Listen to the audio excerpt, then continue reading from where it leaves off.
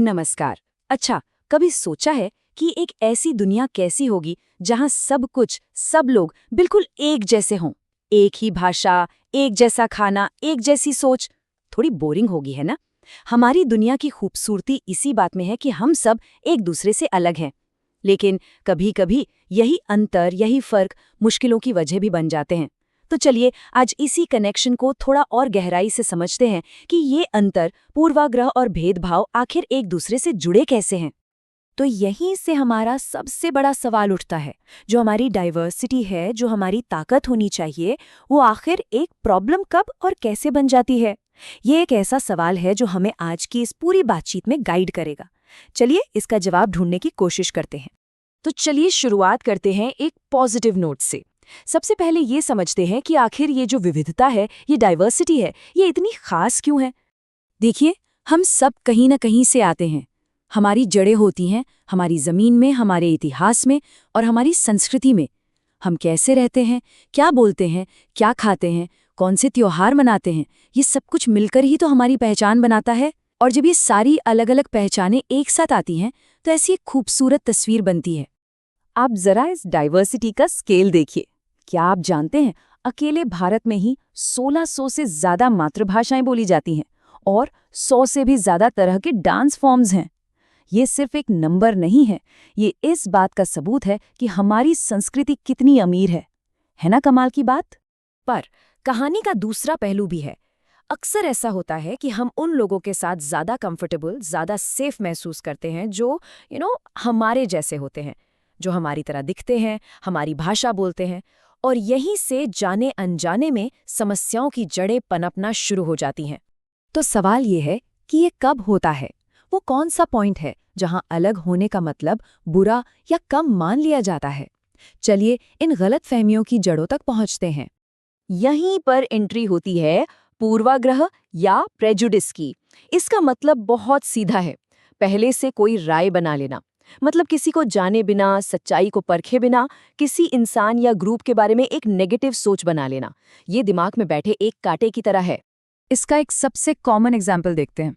हम कितनी आसानी से मान लेते हैं कि गांव के लोग पिछड़े होते हैं, उन्हें टेक्नोलॉजी की समझ नहीं होती, और शहर के लोग वो तो बस पैसे के पीछे भागते हैं, मतलबी होते हैं। ये सब क्या है? ये पूर्वाग्रही तो हैं जो अक्सर असलियत से कोसों दूर होते हैं। और पता है क्या होता है, जब ये पूर्वाग्रह किसी एक इंसान से बढ़कर पूरे के पूरे ग्रुप पर चिपका दिया जाता है ना, तो वो बन जाता है स्टीरियोटाइप या रूढ़िवादी धारणा। मतलब एक ही चश्मे से सबको देखना और सबको एक ही डिब्बे में बंद कर देना, चाहे वो उसमें फिट होते हों या नहीं। ये हम हर रोज देखते और सुनते हैं। लड़के रोते नहीं हैं, लड़कियां तो खाना पकाने के लिए ही बनी हैं।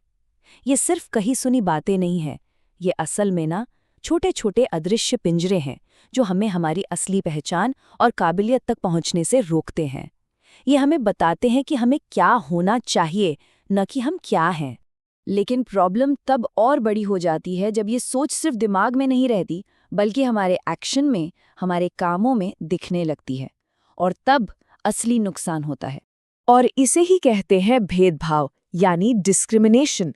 जब पूर्वाग्रह सोच से निकलकर हरकत में बदल जाए, जैसे किसी को सिर्फ उसकी जाति की वजह से नौकरी न देना, या किसी को उसके धर्म की वजह से किराए पर घर न देना, या फिर किसी को एक ही कुएं से पानी भरने से रोक देना। ये भेदभाव है।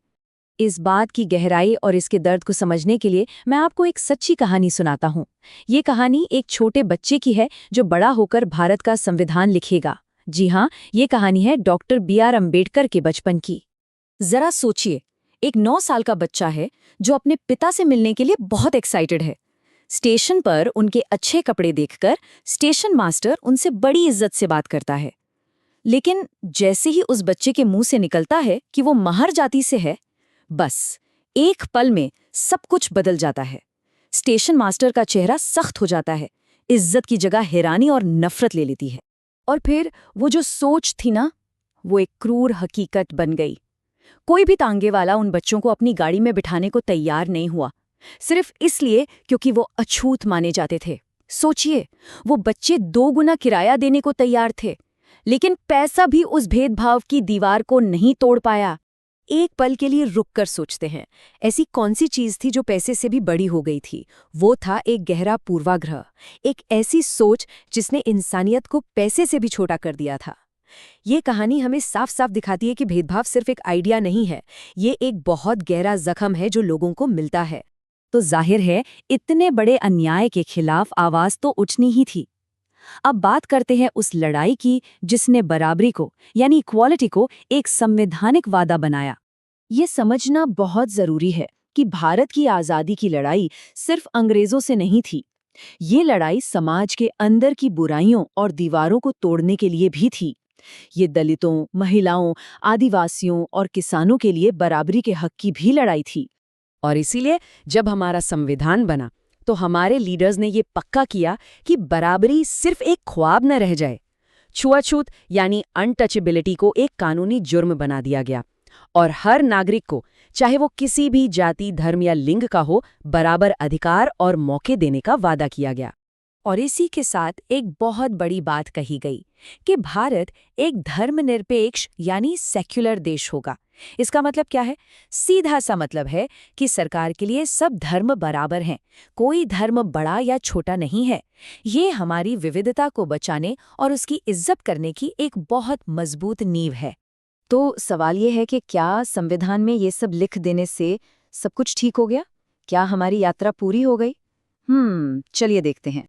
सच तो ये है कि कानून हमें एक मंजिल का नक्शा दे सकता है, पर उस रास्ते पर चलना तो हमें ही पड़ता है। आज भी हमारे समाज में असमानता एक कड़वी सच्चाई है। इसीलिए ये समझना जरूरी है कि समानता कोई डेस्टिनेशन नहीं है जिसे हमने पा लिया है। ये एक सफ़र है जिस पर हमें हर रोज़ लगातार चलते रहना है। तो मैं इस पूरी बातचीत को इसी एक सवाल पर आकर छोड़ना चाहूँगा। इस सफ़र में हम और आप क्या कर सकते हैं? हम अपनी रोज़मर्रा की ज़िंदगी में अपने आसपास इन पूर्वाग्रहों को कैसे चुनौती दे सकते हैं? जवाब कहीं बाहर नहीं है, हम सबके अंदर है। इस पर ज़रूर सोचिएगा।